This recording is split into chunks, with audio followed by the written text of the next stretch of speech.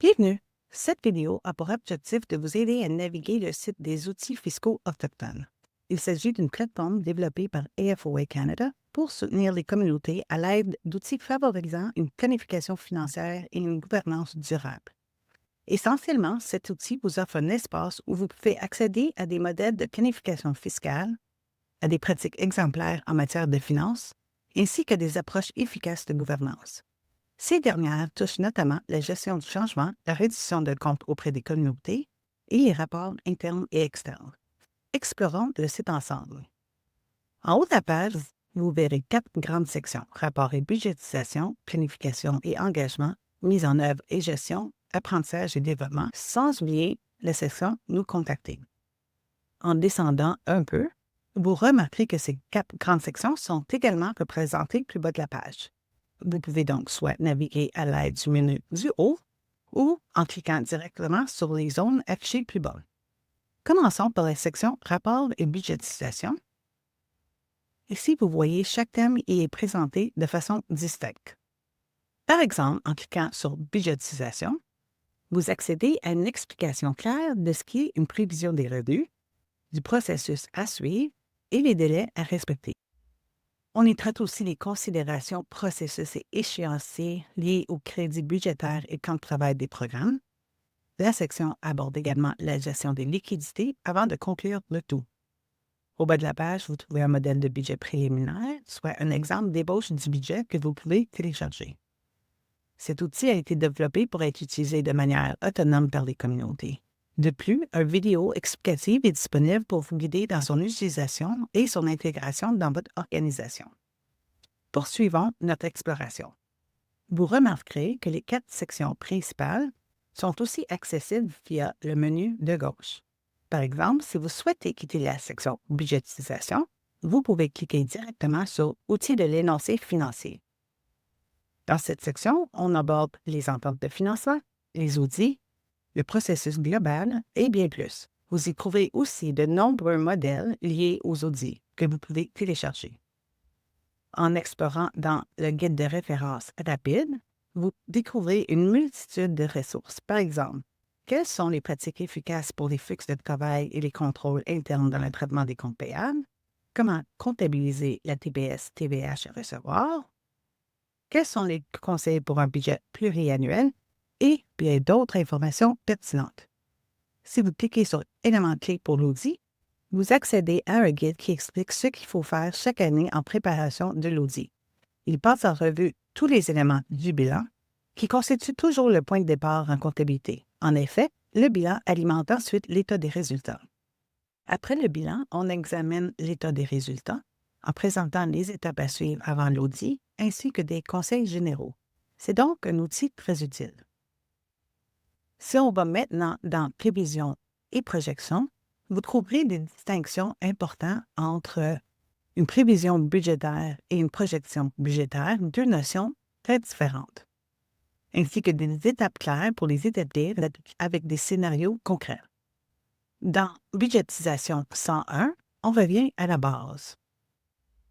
On regarde par où commencer, qu'est-ce qu'un budget, quels sont les concepts fondamentaux derrière un budget. On vous guide ensuite à travers les étapes pour le construire avec des exemples Excel et certaines formules pour vous aider. Poursuivons maintenant dans la section Analyse des écarts, toujours dans Rapports et budgétisation. On y explique pourquoi les rapports sur les écarts budgétaires sont importants, quels en sont les composants, quand les produire, quelles sont les pratiques exemplaires et comment commencer à l'aide de lignes directrices. Si vous avez des questions supplémentaires, vous pouvez consulter les guides de référence rapides et ensuite dans le modèle d'analyse des écarts budgétaires. Ce guide de référence vous aide à déterminer qu'est-ce qui est favorable ou non, les décisions à prendre ainsi que les étapes pour préparer une analyse des écarts avec des conseils pratiques. En revenant brièvement dans Analyse des écarts, vous remarquerez qu'un outil de budgétisation et analyse des écarts est disponible en téléchargement. C'est un outil simple, mais il est important d'assurer que tous les liens fonctionnent. Mais pas d'inquiétude, des vidéos ont été créées pour vous montrer comment corriger les liens brisés et comment utiliser l'outil. Passons maintenant dans planification et engagement et cliquons sur engagement communautaire. Cette section couvre notamment l'Assemblée générale annuelle, comment l'organiser, les défis, les pratiques exemplaires et un échéancier de rétro-planification. Vous avez ainsi un modèle d'Assemblée générale. Dans le rapport interne et externe, on parle de l'examen de la politique fiscale, c'est-à-dire la politique financière.